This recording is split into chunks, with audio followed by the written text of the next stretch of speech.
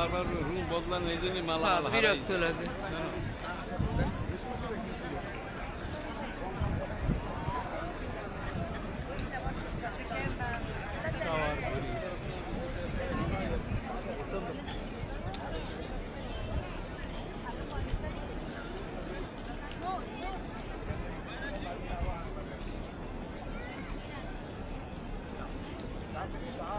এটা হচ্ছে আসর নামাজের পরের চিত্র। সবাই ইফতারের জন্য মসজিদে হারামের দিকে যাচ্ছে।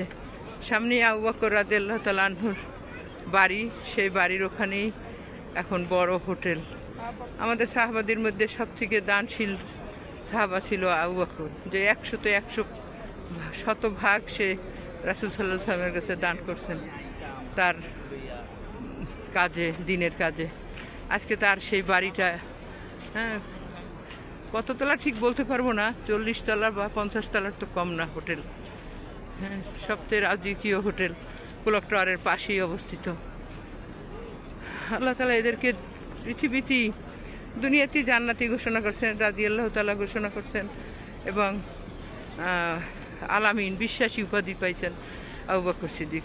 কারণ মেরাজের ঘটনা নবীজিকে সব কিছুর আগে সে বিশ্বাস করতেন, এজন্য তার আলামিন উপাধি হয়েছে। আল্লাহ তাআলা এদেরকে কবুল করছেন, আল্লাহ এদের সাথে সাথে আমাদেরকে কবুল করেন। আল্লাহ সিদ্দিকী উপাধি পাইছেন সে। এই যে কবুতরগুলো সারাদিন এখানে থাকে, রাত হইলে কোথায় যায়, লক্ষ লক্ষ কবুতর, এও তো শান্তির প্রতীক কবুতর। আল্লাহ এদের উছিলায় আমাদেরকেও কবুল করেন, আমিন।